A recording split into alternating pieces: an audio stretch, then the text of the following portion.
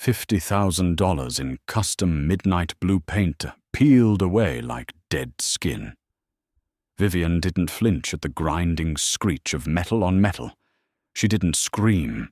She simply calculated the exact cost of the damage, the hours of repair, and the precise legal weight required to crush the man responsible.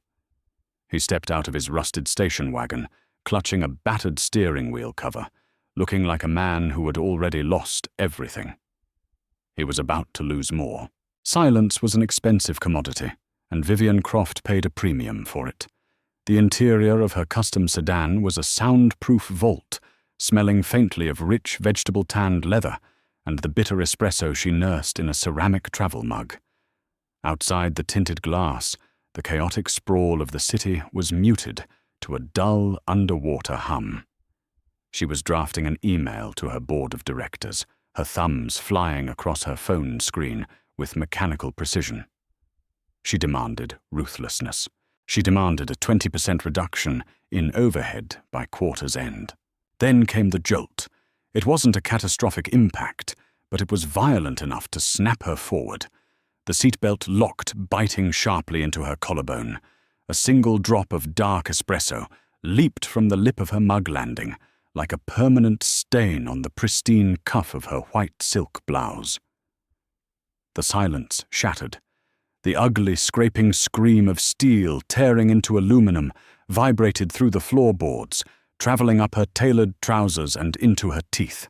Her driver, a broad-shouldered man named Thomas, slammed the vehicle into park with a sharp, panicked exhale. "Ma'am, I am so sorry.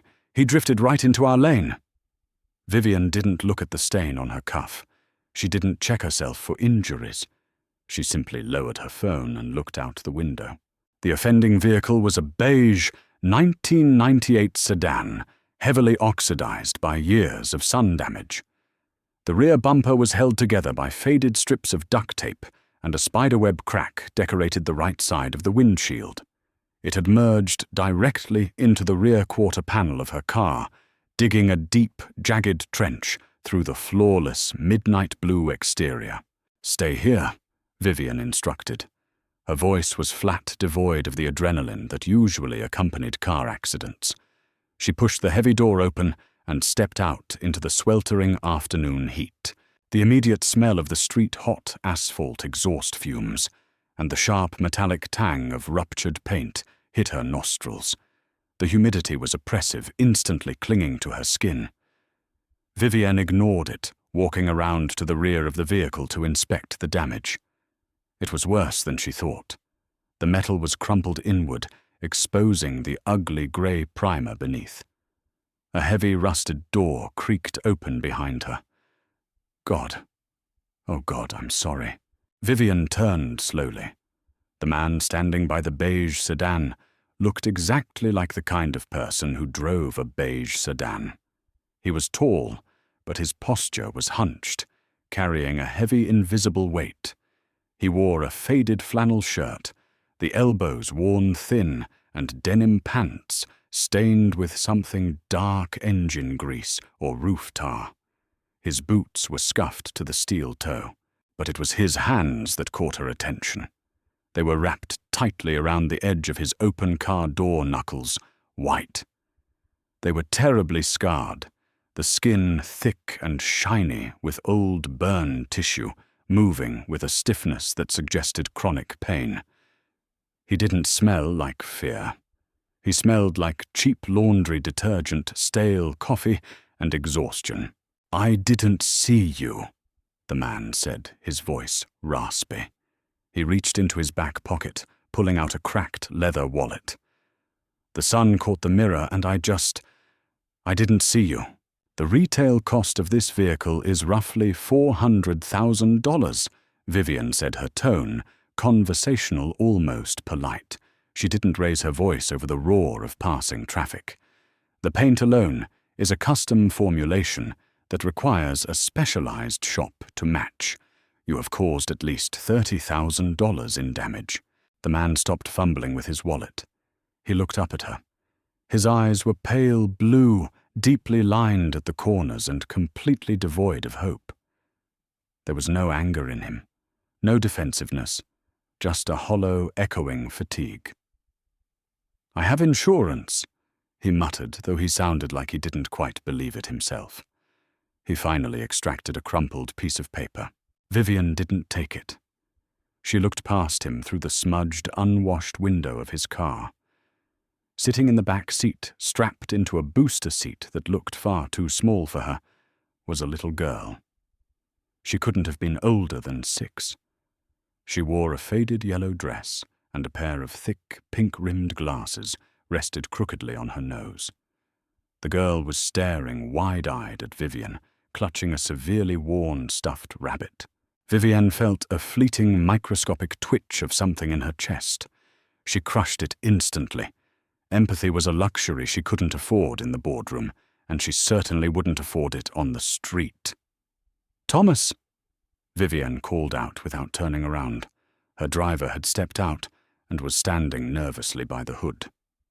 "Take his information. Call the police. Get a report filed." "Ma'am, please," the man said. He took a step forward. He didn't reach for her. People rarely dared to invade her physical space, but his posture begged. "If they run my plates, they'll tow the car.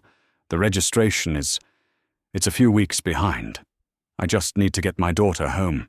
"Then you should have looked before you merged," Vivian replied, her voice dropping a fraction of an octave.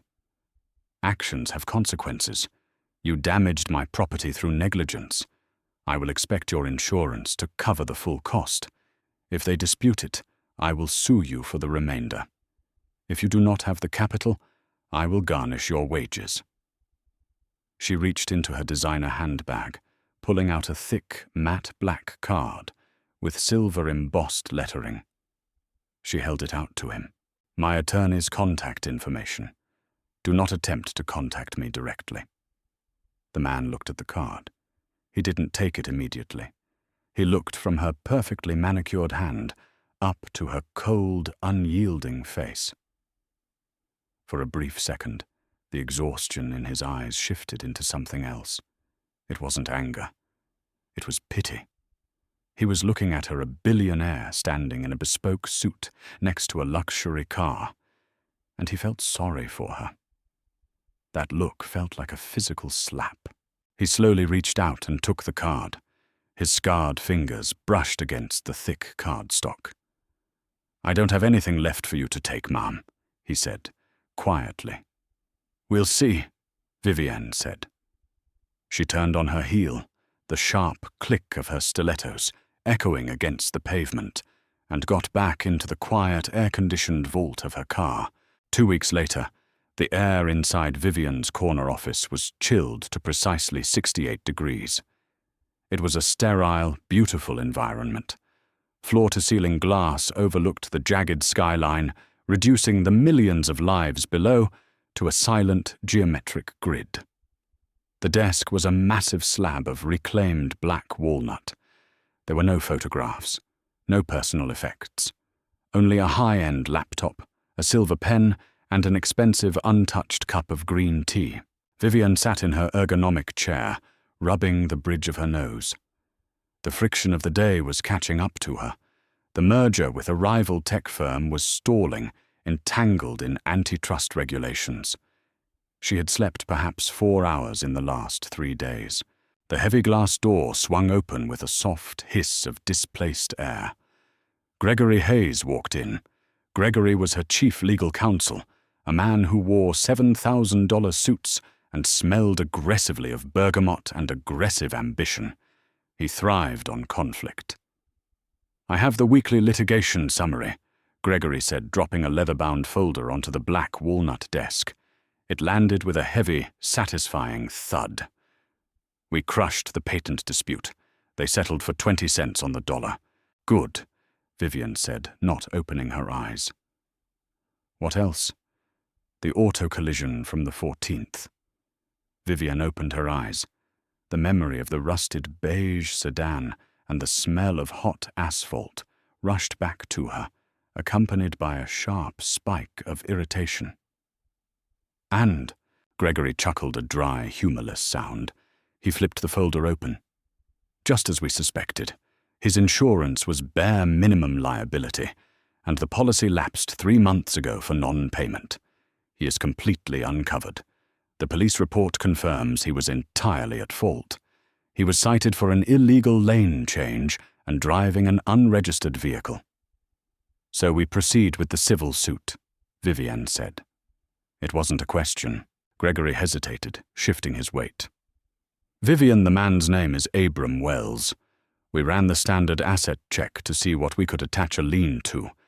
The answer is nothing. He rents a tiny 2-bedroom apartment in the Lower East District. No savings, no investments. He works as a night shift custodian at a public high school, and he does stocking at a hardware store on the weekends. I don't care if he sells blood for a living, Vivian snapped. She stood up, walking over to the glass wall, looking down at the crawling traffic.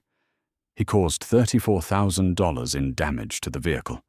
He drove recklessly with a child in his car. He needs to understand that the world does not absorb the cost of his incompetence. He has negative net worth. Gregory pointed out, gently tapping a silver pen against the folder. Litigating this will cost you more in billable hours than you will ever extract from him. Even with wage garnishment, we'd be taking $50 a month from a man who buys his groceries with food stamps. It's not a sound ROI. It's not about the return on investment, Gregory. It's about the principle. Vivian knew she was being irrational. She was a woman who routinely wiped millions of dollars of bad debt from her ledgers without blinking. Yet this scratched bumper had become an obsession. She couldn't stop thinking about the way Abram Wells had looked at her. That quiet, devastating pity. How dare a man who couldn't even afford to register his rust bucket look at her as if she were the broken one. She had built her empire on absolute control. When her father passed away, leaving her to fend off corporate vultures at the age of 24, she had learned to surgically remove her own empathy. She learned that mercy was a vulnerability competitors exploited. You crush the mistake, or the mistake crushes you. "Have you served him?" she asked, turning back to Gregory. "We sent the initial demand letter. He called my office yesterday." "Did he grovel?" "No," Gregory said, frowning slightly. He was remarkably calm. He explained his financial situation and asked if there was a way to set up a payment plan, directly avoiding court fees. He said he could offer $100 a month. I told him our firm doesn't do layaway. Vivian crossed her arms. Her silk blouse rustled softly in the quiet room. "I want to press him. People always hide assets. A brother, a parent, a hidden account. Dig deeper." Gregory sighed, adjusting his silk tie. "We did a preliminary deep dive when he missed the first deadline. There's something odd about his background. He wasn't always a janitor." "Explain." "There's a massive gap in his employment history. 10 years ago, his income just stops. Prior to that, he was making decent money. I don't have the specifics yet, because the background check is still clearing some sealed medical records, but it looks like he suffered a catastrophic injury, drained his accounts, paying off medical debt, and filed for Chapter 7 bankruptcy." Vivian remembered the thick, shiny burn scars covering his hands, the way his joints moved with a rigid, agonizing stiffness. "I don't care about his medical history," Vivian lied. She cared entirely. She wanted to know the exact architecture of his ruin so she could navigate it. "I want the lawsuit filed by tomorrow morning. Hit him for the full cost of repairs, rental car expenses during the shop time and legal fees. Bury him in paperwork, Gregory. Make him understand the gravity of crossing me." Gregory gave a short, crisp nod. He recognized the tone. It was the tone she used when she was preparing to dismantle a rival CEO. "Understood. I'll have the full unredacted background dossier on your desk by Friday evening. We'll find a pressure point." When Gregory left, the silence of the office returned. But this time it didn't feel expensive. It just felt empty. Vivian walked back to her desk and touched the fabric of her sleeve, right where the espresso stain had been professionally removed. The fabric was clean, but if you looked closely, the weave of the silk was permanently distorted. Friday evening arrived with a heavy, bruised sky. A low-pressure system had rolled into the city, making the air outside the glass thick and oppressive. Most of the corporate staff had evacuated the building hours ago, leaving the executive floor entirely silent. The only sound was the low, rhythmic thrum of the central air conditioning. Vivian sat alone at her desk. A crystal tumbler of 18-year-old scotch sat near her right hand. The ice had melted 10 minutes ago, diluting the amber liquid, but she hadn't taken a sip. In the center of her desk lay a thick, heavily taped manila envelope. Gregory had dropped it off before leaving for the weekend. Wells Abram, full dossier. She traced her manicured thumbnail along the edge of the envelope. The cardboard was rough cheap. It felt out of place on her walnut desk. She was tired. A persistent, dull ache throbbed behind her temples. For a moment, she considered sweeping the envelope into the trash bin and telling Gregory to drop the suit. It was petty. It was beneath her. But her pride, a cold and rigid architecture in her chest, wouldn't allow it. She needed to win. She needed to see the paperwork that proved she held the power. She picked up a silver letter opener, slipped the blade under the flap, and sliced it open. The paper tore with a sharp, definitive rip. She pulled the stack of documents out. The smell of fresh toner and stale paper rose from the pile. The top sheet was a standard credit report. It was a bloodbath of red ink. Collections agencies, medical debts, a foreclosed mortgage. Abram Wells was financially obliterated. Vivian flipped to the next page. It was a copy of his employment history. 1998 to 2011 County Emergency Medical Services. Position, lead paramedic / field trauma specialist.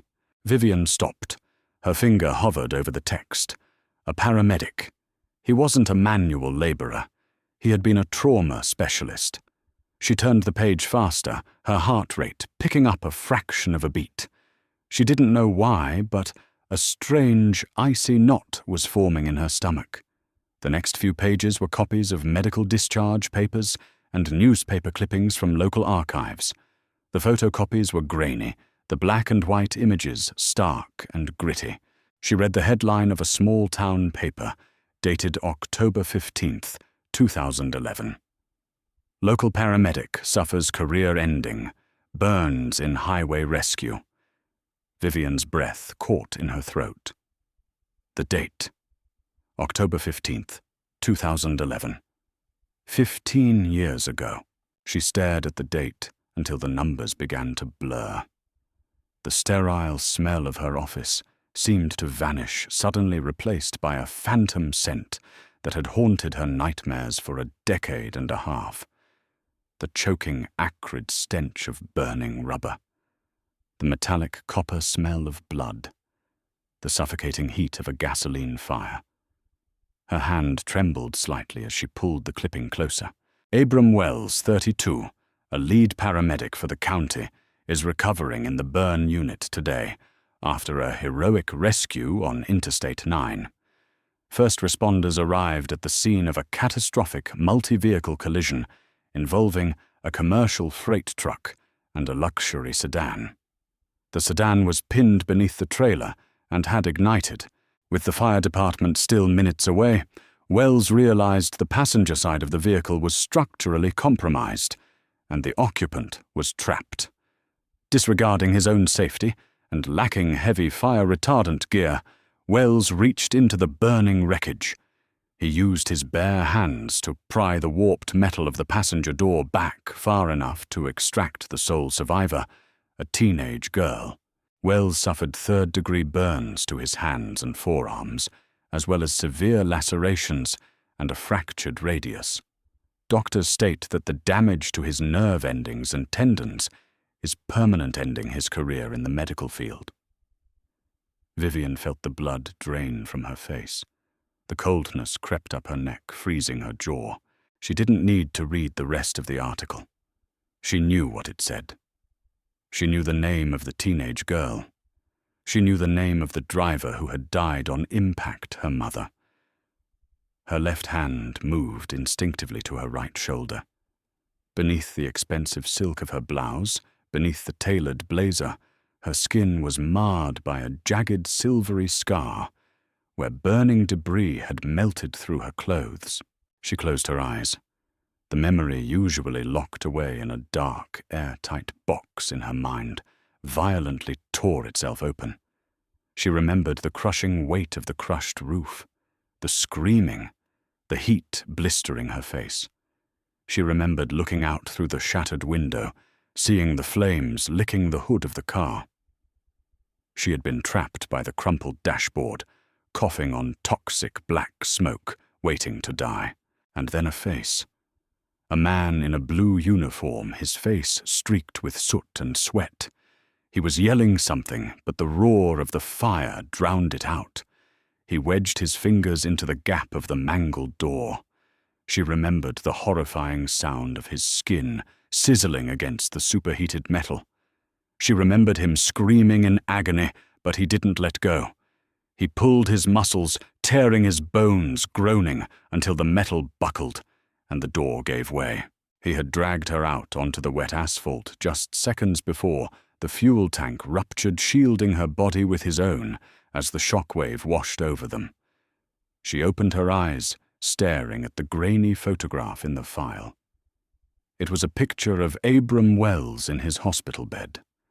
His hands were heavily bandaged, wrapped in thick white gauze. He looked tired. He looked exactly like the man standing by the rusted beige sedan 2 weeks ago. Vivian pushed her chair back. The wheels scraped loudly against the hardwood floor. She stood up, her breath coming in shallow, jagged gasps. She looked at the lawsuit paperwork sitting neatly next to the manila envelope. Croft Holdings versus Abram Wells. Demand for $34,000. Threat of wage garnishment. Seizure of assets. She was suing him. She was systematically trying to destroy the life of the man who had traded his hands, his career, and his future to rip her out of a burning coffin.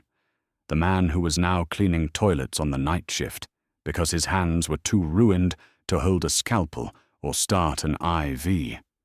The crystal tumbler on her desk suddenly looked grotesque. The entire office, the black walnut, the panoramic view, the cold air felt like a monument to her own monstrous arrogance. Vivian reached out her fingers, trembling, and picked up the thick stack of legal demands she had ordered Gregory to draft.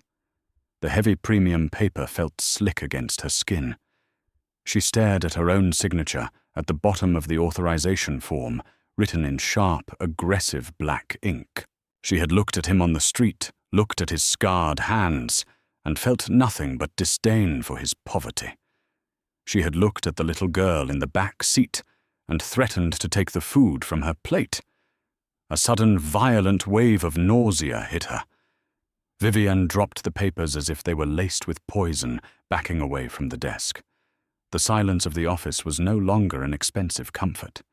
It was a suffocating, crushing weight. Bile rose in the back of Vivian's throat, bitter and hot. She swallowed it down her fingers, gripping the edge of the heavy walnut desk so tightly the joints popped in the quiet room. Her chest heaved. The perfectly regulated 68-degree air suddenly felt thin, insufficient for her lungs. She snatched her cell phone from the desk. Her thumb jabbed the screen, bypassing her assistant and directly dialing Gregory's private number. It rang 3 times, every second stretched out, agonizing and thick. "Vivian!" Gregory's voice was muffled, accompanied by the clinking of silverware and low jazz in the background. A Friday night dinner at some exclusive bistro. "It's late. Did the antitrust regulators pull something?" "Kill the suit!" Her voice cracked. She cleared her throat, forcing the iron back into her tone. "The Wells lawsuit. Stop it." A pause on the other end. The clinking of silverware stopped. "Vivian, I filed the electronic injunction at 4 o'clock this afternoon. The process server has the physical documents slated for Monday morning. We can't just— I don't care what you filed! Vivian snapped her voice, vibrating with a frantic, ugly energy. Unfile it! Withdraw the injunction. Call the process server right now and tell him if he steps foot near that man's apartment, I will personally ensure he never works in this state again. Do you understand me? You're being irrational. The paperwork is in the system. Withdrawing a filed suit on a Friday night without cause looks erratic. It exposes us to— Gregory! She shouted. The sound bounced violently off the glass walls of her office. If that lawsuit exists in any legal capacity by sunrise, you are fired. Call the server, now. She ended the call before he could respond. Her phone clattered onto the desk. Vivian pressed the heels of her hands into her eyes until bursts of static color exploded in her vision. She felt a phantom searing heat radiating from the silver scar on her right shoulder. It was psychosomatic, a ghost born of memory. But it burned all the same. Fixing things with money was her default mechanism. She yanked open the top drawer of her desk, pulling out a heavy leather-bound checkbook. She grabbed her silver pen. She could write a check right now. $1 million. $2 million. Enough to pay off his medical debt, put his daughter through college, and buy him a fleet of new cars. She clicked the pen. She pressed the nib against the thick paper of the check. Her hand shook. A drop of black ink bled into the paper, expanding like a bruise. She stared at the blot. A check wasn't an apology. A check was a transaction. It was hush money paid to her own conscience. Slipping a piece of paper under the door of a man whose hands she had just mocked, a man who had sacrificed his own flesh to pull her from a pyre. It was cowardly. It was exactly the kind of sterile, heartless maneuver she had built her reputation on. She ripped the voided check from the book, crumpled it into a tight fist, and threw it at the trash can. It missed, bouncing off the rim and landing on the pristine carpet. She needed to see him. Not through a lawyer, not through a deposition, and not through a piece of paper. She needed to look at the man she had nearly destroyed over a scratched bumper. Vivian turned back to the manila envelope. She flipped past the medical records, ignoring the gruesome details of skin grafts and physical therapy that made her stomach churn, until she found his current employment schedule. Westbridge High School, custodial staff, shift 6 p.m. to 2 a.m. She checked her watch. It was 11:30. Vivian bypassed her private elevator, taking the central bank down to the underground parking garage. She didn't call Thomas. She walked past the empty space where her midnight blue sedan usually sat, moving toward a dark gray, unmarked company SUV used by the security team. It smelled faintly of stale coffee and industrial air freshener. It was common, invisible. She climbed into the driver's seat. Her hands gripped the steering wheel. The leather was cold. For the first time in 15 years, Vivian Croft felt completely and utterly terrified of what she was about to do. Fluorescent lights hummed with a sickly, oscillating buzz. The smell of industrial floor cleaner, a harsh mixture of synthetic pine and raw ammonia, hit Vivian the moment she pushed through the heavy double doors of Westbridge High School. The building was a cavern of hollow echoes. Rows of battered blue lockers lined the cinder-block walls, covered in faded tape residue and scuff marks. It was a place built for noise, making the current silence feel heavy and unnatural. Vivian walked slowly down the main corridor. Her expensive stilettos clicked loudly against the polished linoleum. She hated the sound. It announced her presence like an intruder, jarring against the humble utilitarian space. She felt absurdly out of place in her tailored designer blazer and silk trousers, a predator wandering into the wrong habitat. A rhythmic splashing sound drifted from an intersecting hallway. Vivian stopped, holding her breath. She turned the corner. Halfway down the hall, bathed in the harsh white glare of the overhead fixtures, was Abram Wells. He wore a faded grey jumpsuit, stained dark at the knees. He was wrestling with a large yellow mop bucket. Vivian stood in the shadows, simply watching him. He moved with a stiff, laboured caution. He gripped the heavy wet mop with his deeply scarred hands. She could see the thick, shiny skin stretching taut over his knuckles as he pushed the mop across the floor in wide, repetitive arcs. Every few minutes, he paused to pull the lever on the wringer. The motion required him to press his entire body weight onto his forearms, compensating for the lack of grip strength in his hands. He winced a brief tightening of his jaw before pulling the mop out and starting again. This was the man who had torn open a burning car door. This was how he spent his nights, scraping chewing gum off linoleum and pushing dirty water around an empty school. A sharp ache lodged itself directly beneath her ribs. She took a step forward. Her heels struck the floor with a sharp clack. Abram stopped mid-motion. He turned slowly, leaning on the handle of the mop.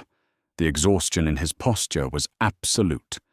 When he saw her stepping into the light, his shoulders slumped further. He didn't look surprised. He just looked thoroughly defeated. "They told me I had until Monday," Abram said. His voice echoed down the empty hallway, raspy and dry. Vivienne froze. Her throat seized up. She had rehearsed a dozen different ways to open this conversation, in the car perfectly crafted statements of apology and revelation. All of them evaporated. What?" she managed to whisper.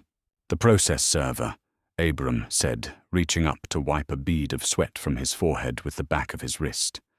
"He called me an hour ago. Said your lawyers were pulling some weekend maneuver, but he wouldn't serve me the papers at my daughter's house. Said he'd wait until Monday. I guess you couldn't wait." Gregory. The bastard had called him to gloat before withdrawing it, or perhaps to apply more pressure. "No," Vivian said, her voice shaking.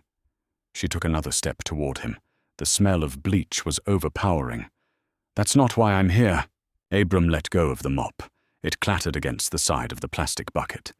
He looked at her, his pale blue eyes narrowing slightly under the harsh lights. "Look, Miss Croft, I don't have anything hidden. I know people like you think everyone is playing an angle, but I'm not. You can take a percentage of my paycheck, but if you take it all, my kid doesn't eat. I don't know what you want me to say." "I want you to listen to me," Vivian said. Her voice was too loud, too desperate. She forced herself to lower it.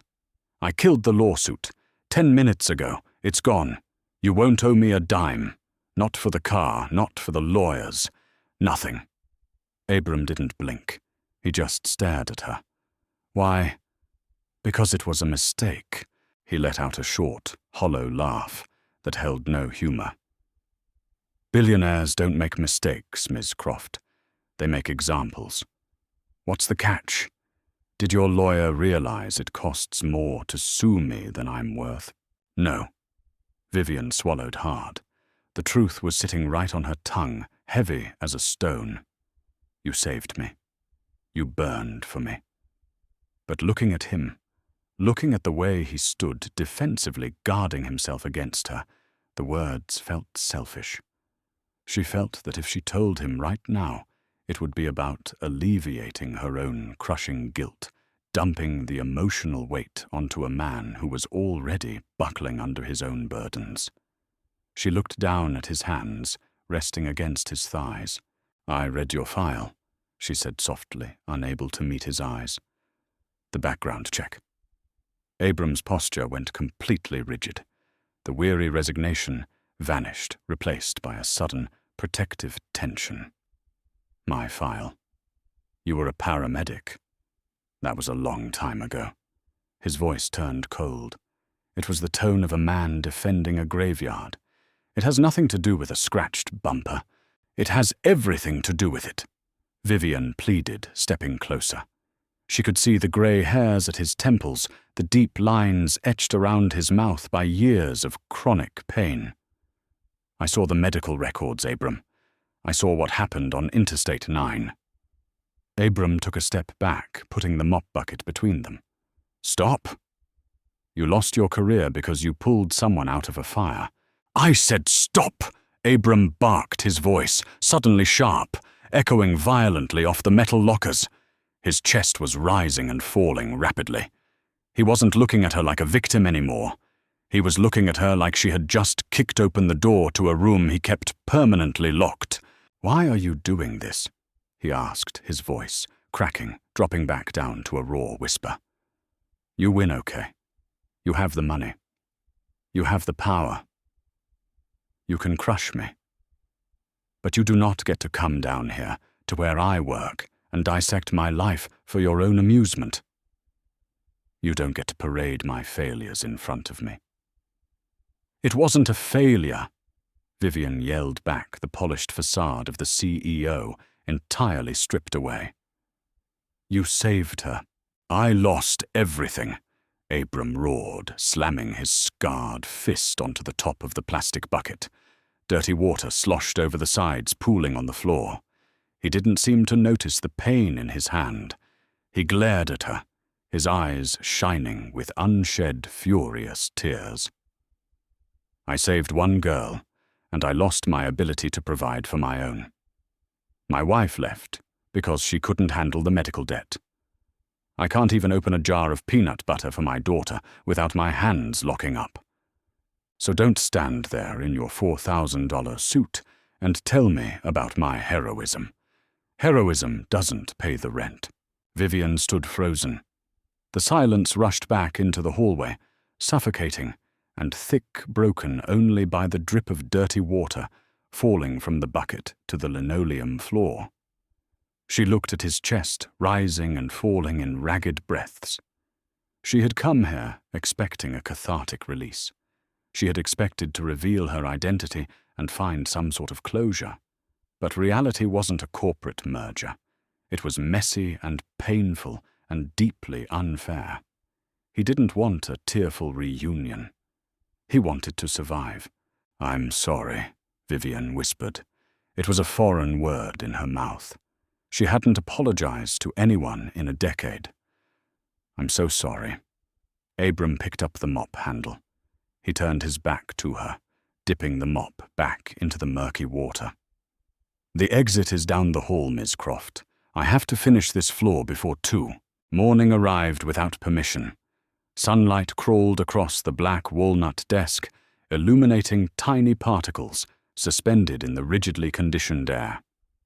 Vivian sat in the exact same chair, wearing the exact same silk clothes, though the fabric was now deeply creased. Her mouth tasted like old copper and black tea. She had spent the last 7 hours orchestrating a hostile rescue. Hostile takeovers were her specialty. You found a vulnerability, applied overwhelming capital, and severed the target's control before they could mount a defense. She applied the exact same ruthlessness to Abram Wells's life. Gregory sat across from her, rubbing his temples. He looked decidedly less aggressive this morning. His designer cologne had faded into the smell of sheer fatigue. You understand this borders on manic, right? Gregory asked, staring at the legal pads scattered across her desk. Yesterday at 3 p.m., you wanted to garnish his wages until he bled.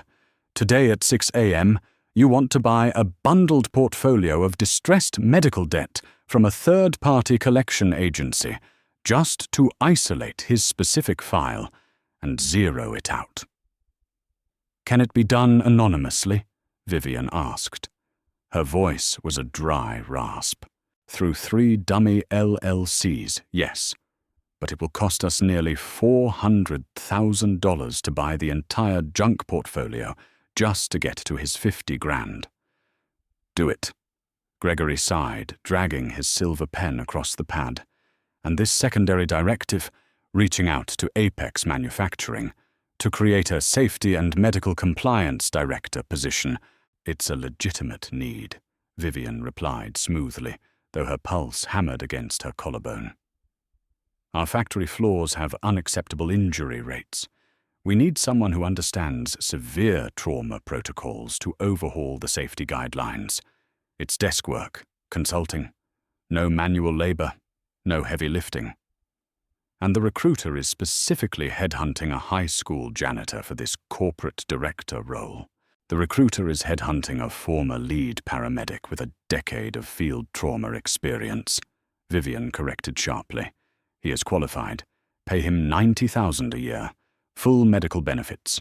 Include a signing bonus, sufficient to cover first and last month's rent on a ground-floor apartment in a safe district. Gregory stared at her. He didn't ask the question hanging heavily in the room. He knew better. He simply nodded, closed his leather portfolio, and walked out. Vivian closed her eyes, resting her forehead against the cool surface of the desk. She knew exactly what she was doing. She was cowardly wrapping her guilt in corporate bureaucracy. Abram had made it abundantly clear he didn't want her charity, so she was weaponizing her wealth to force it upon him. Silently.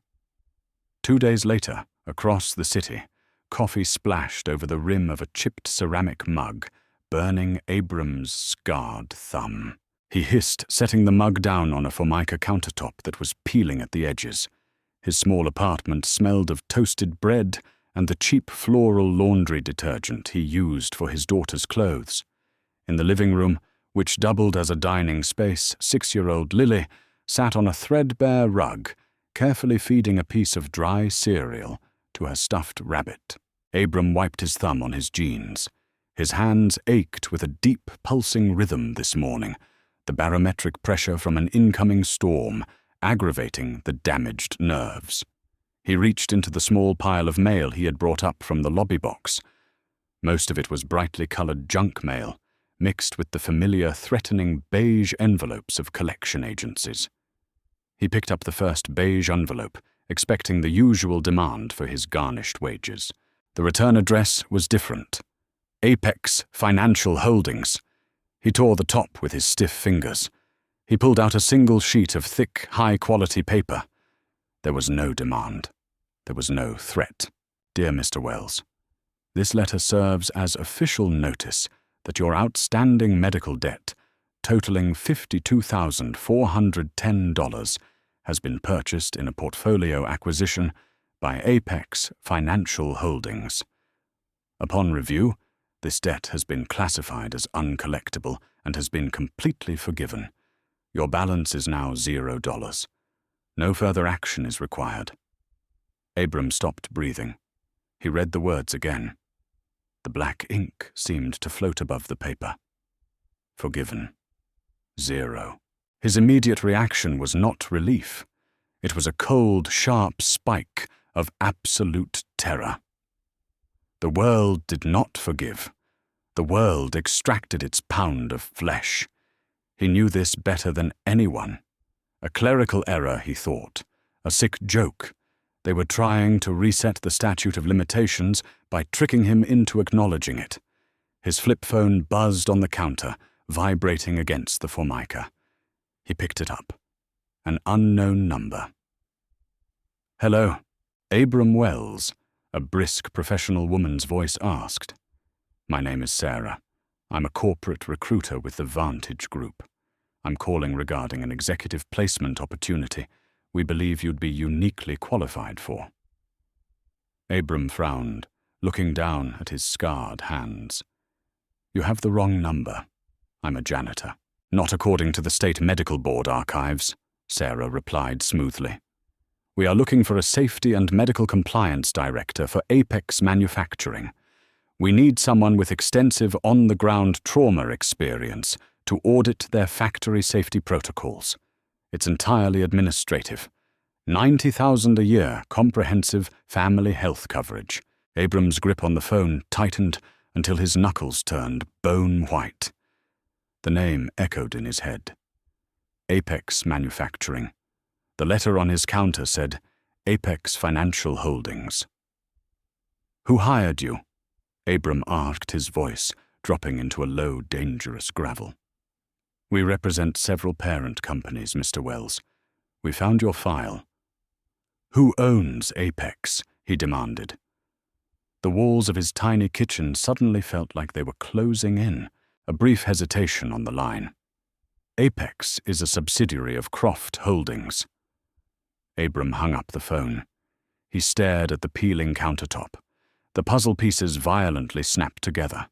The dropped lawsuit, the late-night visit to the high school, the sudden erasure of a debt that had choked him for a decade, the miraculous job offer tailored exactly to his physical limitations. Vivian Croft.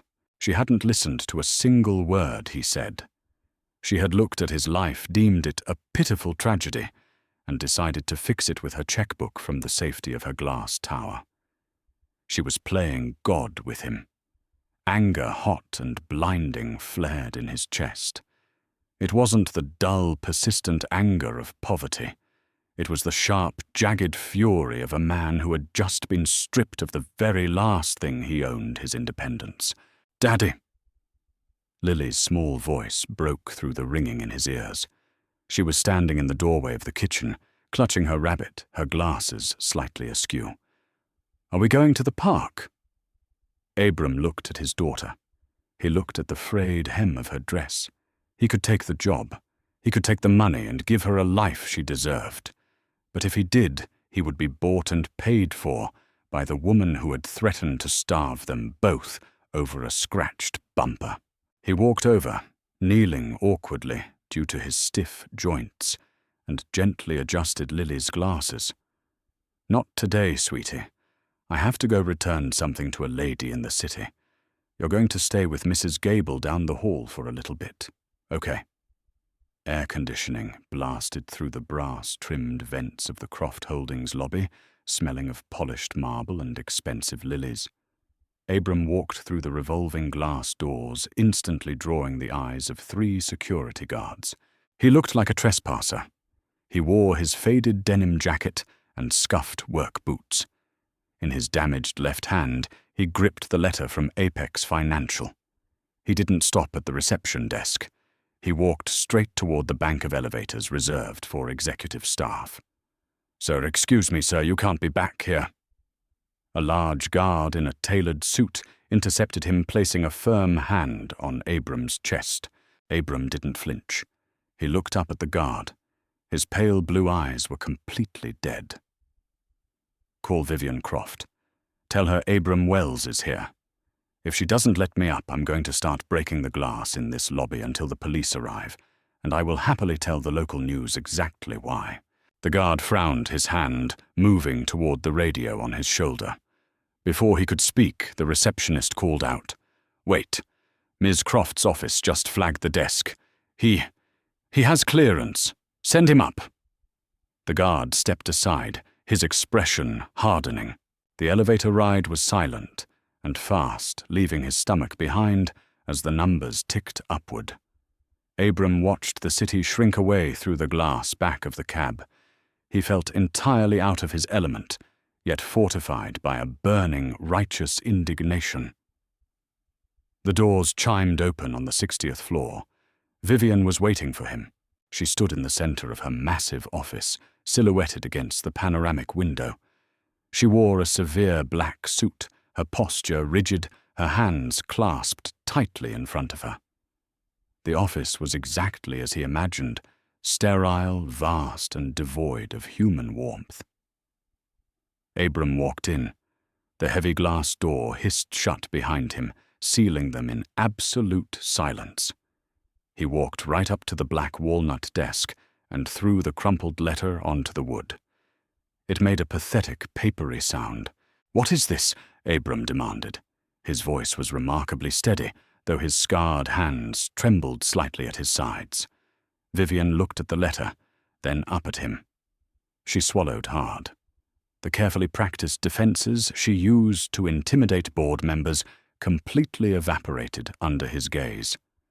"It's a clean slate," Vivian said, her voice softer than he expected.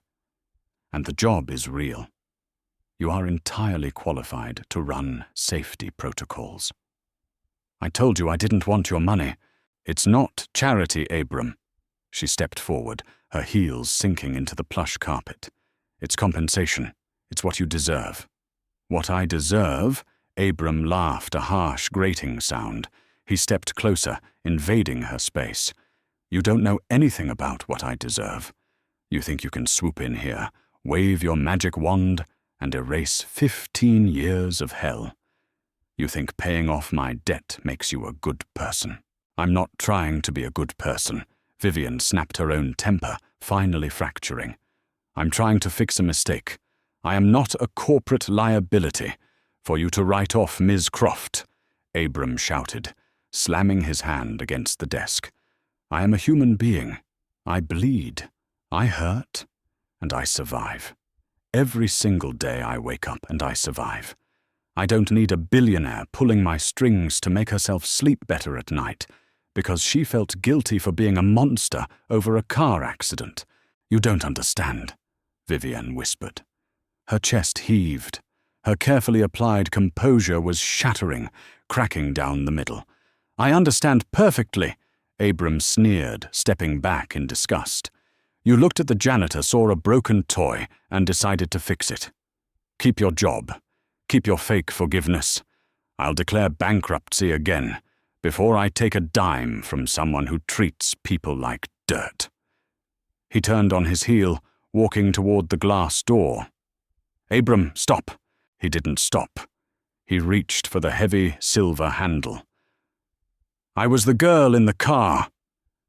The words ripped out of Vivian's throat like torn metal.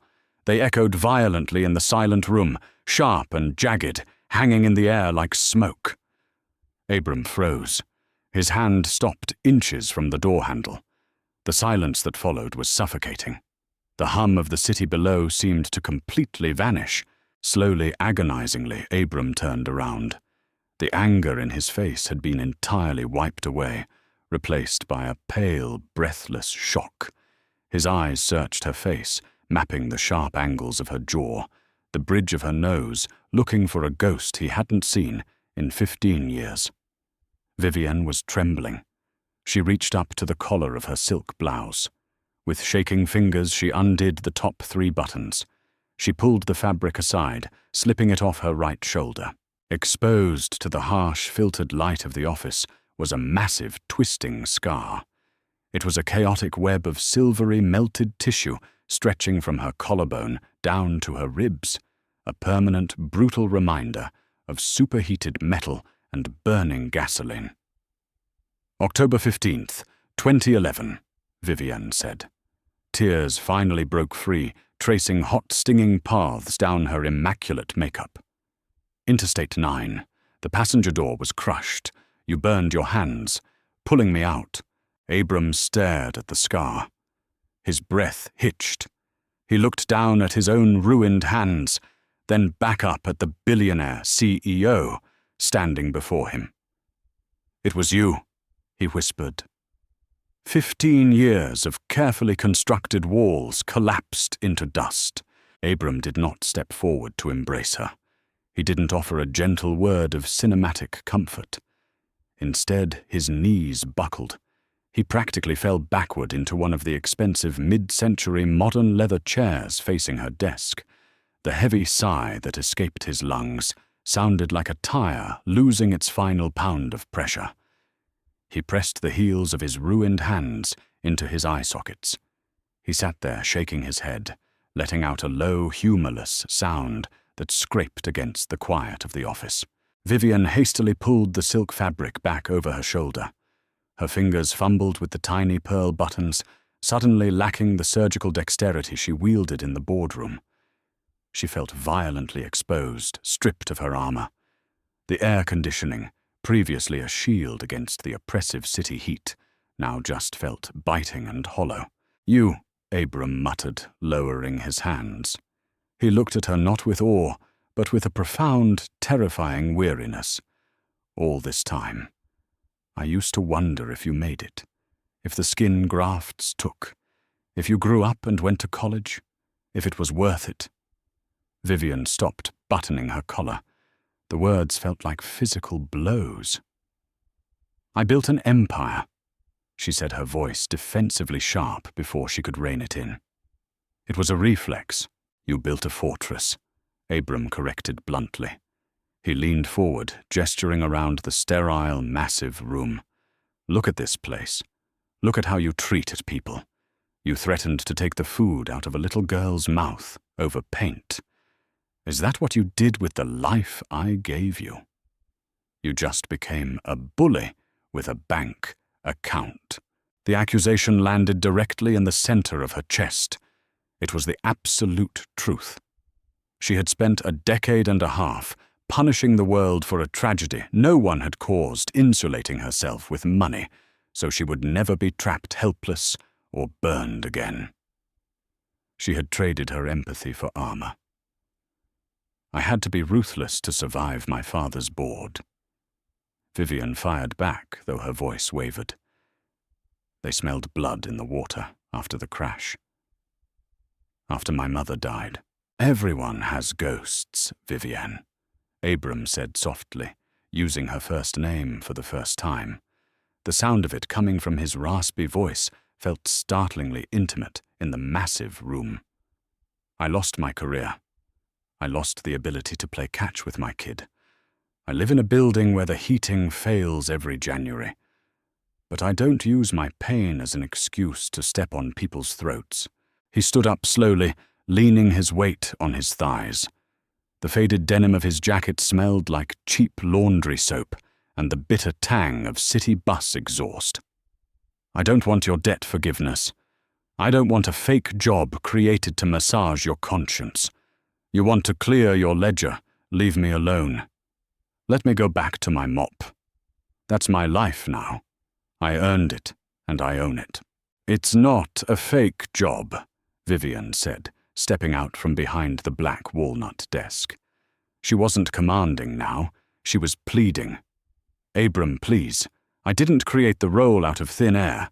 We have a plastics extrusion plant in the Bronx with a 12% injury rate. The union is threatening a walkout. My safety directors are men in suits who have never seen a compound fracture. They look at spreadsheets. You know what a severed tendon looks like. You know how to triage, how to assess environmental hazards on a visceral level. Abram stopped near the glass door. He didn't turn around. You have administrative skills, she continued her words, tumbling out rapidly. You ran logistics for the county EMS. I saw the file. Your hands prevent you from doing field work, but your brain is completely wasted in a janitorial closet. I'm not offering you charity. I am offering you capital for your expertise. He finally turned his head, looking over his shoulder. The harsh, midday sun catching the deep lines around his eyes. 90,000 a year, he asked, his tone skeptical. Standard market rate for a regional safety director is 110, Vivian countered instinctively. I lowballed you because I assumed you'd be a liability during the first quarter transition. Abram let out a short, actual laugh. It was a rusty, unused sound. You can't help yourself, can you? I am a businesswoman, Vivian said, her chin lifting a fraction of an inch. I don't do handouts, but I do pay for value. 110. Comprehensive family medical. But you report directly to the plant manager, not me. I won't interfere. You earn your keep, or you get fired. Abram stood in the silence of the room. He looked down at his right hand, slowly opening and closing the stiff, scarred fingers. He thought about the smell of bleach. He thought about the final notice from the electric company sitting on his kitchen counter. He thought about Lily's taped-together glasses. I review the factory floor. I write the safety protocols. Nobody overrides me on medical compliance. Abram stated, his voice hardening into a negotiation. Agreed, Vivian said. And the medical debt? Apex Financial bought it. Vivian lied smoothly, holding his gaze. It's written off. That transaction is closed. It has nothing to do with this employment contract. Abram knew she was lying. She knew he knew. But they allowed the fiction to stand. It was a bridge they could both walk across without entirely surrendering their pride. He turned fully to face her. He didn't offer his hand to shake. He knew the grip would be weak, and he refused to show her any more fragility today. Instead, he gave a single, sharp nod. "Have the HR department email me the onboarding packet," Abram said. "And Vivian—" She looked at him, her heart beating a heavy, steady rhythm against her ribs. "Yes. Don't ever send a lawyer to do a human being's job again." He pushed the heavy glass door open and walked out, leaving the scent of stale exhaust and ozone lingering in the immaculate air. 8 months passed. The heavy scent of melted polymer and hot machine oil permeated the air of the Bronx extrusion plant. It was a loud, chaotic environment, but it operated with a rhythmic mechanical pulse.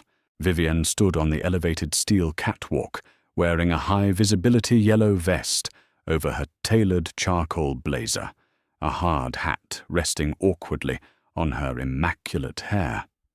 She hated factory visits. The noise gave her migraines, and the air ruined her clothes. But she had made a commitment to the board to personally oversee the quarterly safety audits. Down on the floor, surrounded by 3 towering injection molding machines, stood Abram. He looked different. He wasn't wearing a faded janitor's jumpsuit. He wore thick canvas work trousers, a crisp white button-down shirt with the sleeves rolled up and a radio clipped to his belt. He was holding a clipboard, gesturing sharply with his pen as he spoke to a group of machine operators. He still moved with a slight stiffness, and his hands were still heavily scarred, but the crushing, hollow defeat was entirely gone from his posture. He stood straight. He commanded the space. When he spoke, the floor workers listened, nodding in agreement. Vivian watched him check a safety valve, his scarred thumb pressing the pressure gauge. He had slashed the plant's injury rate by 40% in 2 quarters. He had completely rewritten the hazardous material handling protocols, infuriating the mid-level management, but earning the absolute loyalty of the floor workers. He was abrasive, demanding, and utterly uncompromising. He was exactly what the factory needed. Abram looked up, catching sight of her on the catwalk. He didn't smile, but he gave a brief upward nod, signaling her to come down. 10 minutes later, they were sitting in a cramped, windowless break room just off the main floor. The room smelled of burnt popcorn and cheap, stale coffee. The hum of the machinery vibrated through the cheap plastic table. Abram pushed a styrofoam cup of black coffee across the table toward her. "It's not espresso," he said dryly. Vivienne looked at the murky liquid. She took a sip. It was acidic and terrible. "It's adequate." Abram leaned back in his folding chair. "The new safety guards on the line 3 presses are installed. They cost you 80 grand. "I saw the invoice," Vivian replied, pulling her hard hat off and setting it on the table. "Gregory tried to dispute it." "Gregory is a parasite," Abram noted without malice, simply stating a fact.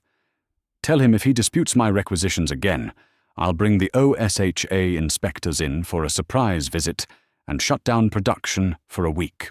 Vivian allowed a small, genuine smile to touch the corners of her mouth. It felt strange on her face, but not unpleasant. "I will pass along your threat." They sat in comfortable silence for a moment. The tension that had defined their earlier interactions had burned away, replaced by a strange, pragmatic, mutual respect. They were not friends. They didn't have dinner together, but they understood the architecture of each other's scars. "How is Lily?" Vivian asked quietly. Abram's eyes softened the rigid factory director, vanishing for a split second. "She's good. 1st grade. She got new glasses, the purple frames she wanted. We moved into a place in Washington Heights. Ground floor. No more broken heaters." "I'm glad to hear that." Abram picked up his coffee cup, his scarred hands gripping the styrofoam securely. He looked at her over the rim. "You look less tired," he observed. Vivian glanced down at her pristine blazer. For the first time in years, she didn't feel the phantom burning on her shoulder. The airtight box in her mind wasn't quite as heavy. She had stopped trying to aggressively control every single variable in her orbit. She had dropped 3 petty lawsuits against minor competitors in the last month. Gregory thought she was losing her edge. She knew she was just finally waking up. "I'm learning to let some things go," Vivienne said.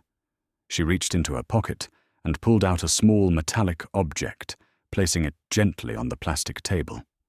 It was a custom paint sample. Midnight blue. "The car is out of the shop," she said. "The blend is flawless. You can't even tell it was hit."